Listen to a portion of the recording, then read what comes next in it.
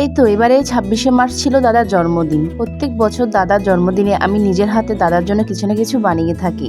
আর এবারে জন্মদিনে ভাবছিলাম দাদার জন্য হালিম রান্না করব, কিন্তু সেদিন একাদশী পড়ে যায়, তার কারণে আর কিছুই করা হয় নাই। তো শেষ পর্যন্ত এই হালিমটা আমি রান্না করি ঈদের দিন, আর ঈদের দিন সন্ধ্যায় সবাই বাসায় একসাথে ছিল। তো চলুন রান্নাটা শুরু করা যাক। আমি মূলত হালিমটা রান্না করতেছি এই হালিমের প্যাকেটের রন্ধন প্রণালী যেভাবে আছে সেভাবে। তো প্যাকেটের গায়ে লেখা আছে ফুটন্ত গরম পানিতে ডালগুলোকে 15 মিনিট ধরে রেস্টে রেখে দিতে, তাও আমি সেটাই করলাম। ডালগুলো 15 মিনিট ধরে রেস্টে থাক, সে ফাঁকে আমি এখানে বাকি কাজগুলো করে নিব। তো এরপর আলাদা একটা প্যানে কিছু পেঁয়াজ ফ্রাই করে সেখান থেকে হালকা কিছু তুলে নিলাম, অ্যাড করলাম 1 চামচ আদা। আর এখানে আমি চিকেনের উইংসের সাইডটাই বেশি নিছি, আর কিছু গলার সাইড ছিল। তো এরপর অ্যাড করে দিলাম হালিমের যে প্যাকেট মশলা ছিল সেটা, আর হালকা কিছুক্ষণ কষিয়ে আমি এখানে পরিমাণ মতো পানি অ্যাড করে দিলাম। এবার চিকেনগুলোকে একটু করে সিদ্ধ করে নিলাম, আর এতক্ষণে 15 মিনিট হয়ে গেছে। আমি যে ডালগুলো রেস্টে রেখেছিলাম সেগুলো এবার এখানে অ্যাড করে দিচ্ছি।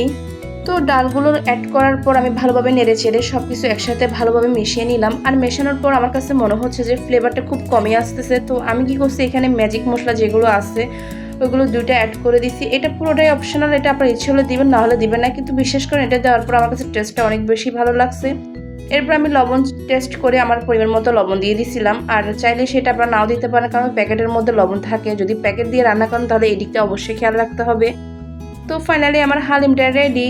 তো এবার আমি পছন্দ মতো ভাবে ডেকোরেশন করে নিব। দিয়ে দিচ্ছি কিছু কাঁচামরিচ কুচি।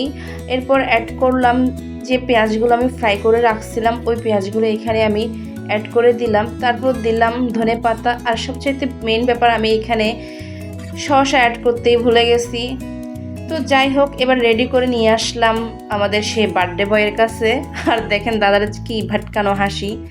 তো ওরা আমি বলতেছিলাম রিভিউ দে, ভালো হোক বা খারাপ হোক তুই ভালো রিভিউটা দিবি। তো এটা বলে অনেকক্ষণ মজা করলাম, আর সে জীবনে কখনো আমার রান্নার সুনাম করে নাই। যাই হোক, তো এবার বাবা একটু টেস্ট করলো, আর আমার রান্না সবসময় আমার বাবা সবচাইতে বেশি পছন্দ করে।